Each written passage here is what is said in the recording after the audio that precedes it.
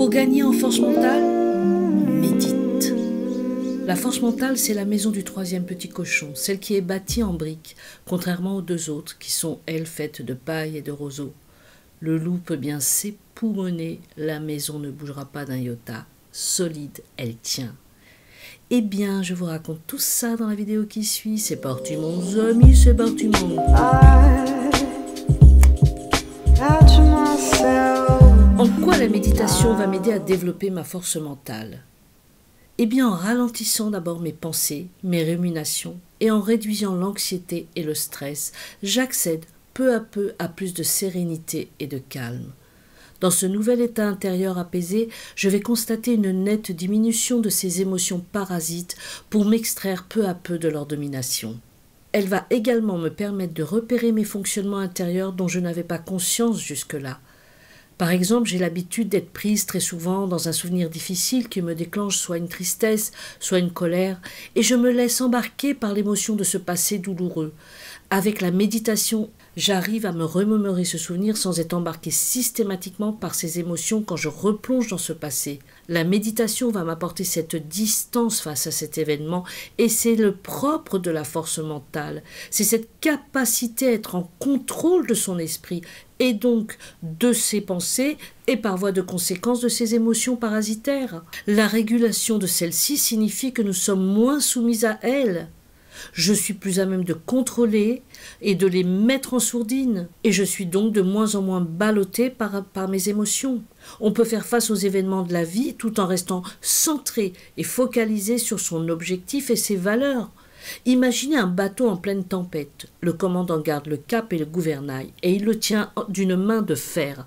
Si le commandant de ce bateau subit les affres de ses émotions qui arrivent sous forme d'une croyance sur ses capacités par exemple, c'est foutu. Ces émotions vont lui faire lâcher le gouvernail et advienne que pourra.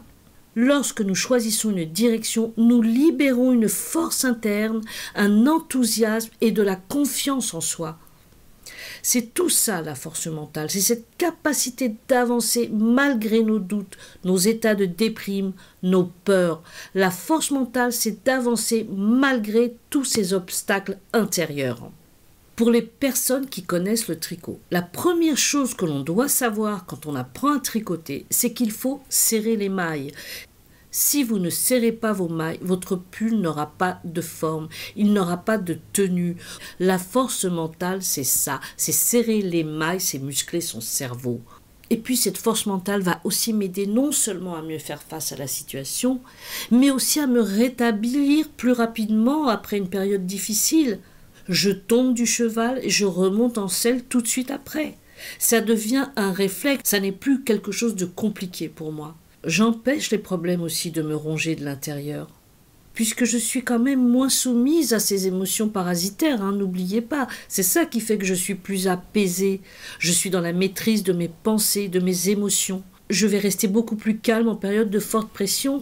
Cet état intérieur apaisé m'apporte la clarté de l'esprit et je suis donc plus à même de prendre les bonnes décisions, c'est-à-dire les décisions justes et cohérentes. À quoi ressemble une personne au fort mental? Le mental de la personne dotée de cette force intérieure est fait en briques. Pour reprendre la métaphore des trois petits cochons, tous les souffles de tous les loups, qu'ils soient professionnels, intimes, social, amical, familial, ne l'ébranlera pas. Ces fondations sont bien plantées en profondeur. Et plus nous sommes forts intérieurement, moins nous sentons d'efforts psychologiques et émotionnels pour effectuer certaines actions. On fait face à des situations sans céder aucunement à la panique. On est mieux structuré dans sa tête et dans ses actions. On ne remet pas en doute ses décisions. Par exemple, j'ai un projet, un truc qui sort de l'ordinaire et en face, les autres me dissuadent que ça n'est pas raisonnable. La force mentale, c'est me positionner contre vents et marées, imperturbable. J'ai mis la barre haut, j'y monte et surtout, j'y reste. On remarque chez les personnes mentalement fortes une manière ou plutôt une stratégie de compenser les émotions qu'elles peuvent ressentir par une sorte de pragmatisme et de rationalité. Ça peut être une bonne stratégie, en effet, pourquoi pas. Je vous ai mis à l'écran le modèle le plus utilisé pour définir la force mentale. C'est un modèle développé par Peter Clough, un professeur de psychologie à l'université de Huddersfield au Royaume-Uni. Il a relevé les 4 axes qui la composaient. L'engagement, le défi, le contrôle, la confiance. L'engagement. L'engagement, c'est le fait d'avoir des objectifs et de persévérer dans leur poursuite malgré les obstacles ou les reculs. Le défi, c'est la capacité à recadrer les menaces potentielles comme étant des opportunités de croissance et de maîtrise. Cette capacité permet de prendre des risques et repose sur l'apprentissage dans de nouvelles situations. Le contrôle, c'est la croyance d'avoir une influence sur sa vie, à savoir l'environnement extérieur et ses émotions. Il inclut la régulation des émotions et les mécanismes d'adaptation au stress.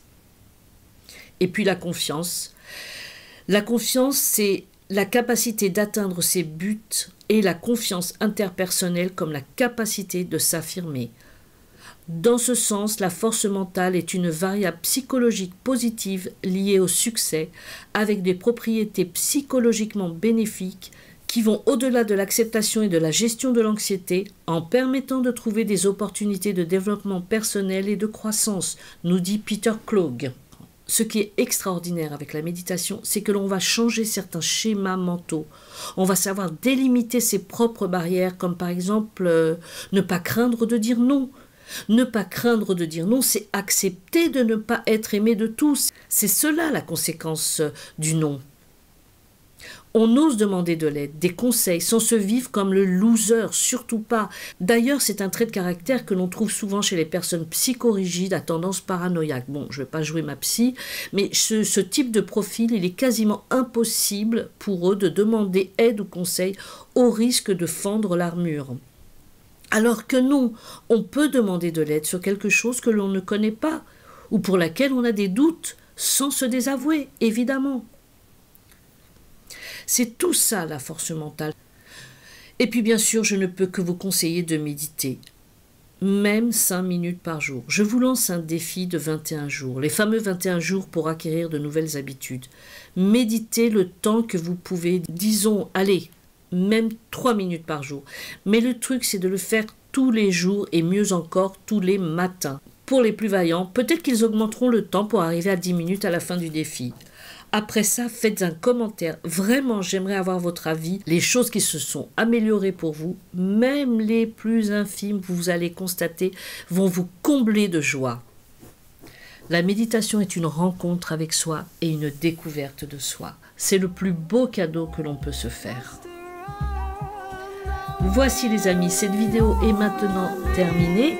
N'oubliez pas, vous méritez, nous méritons le meilleur. À bientôt, Philémène. Arrivederci. Bisous bisous les amis.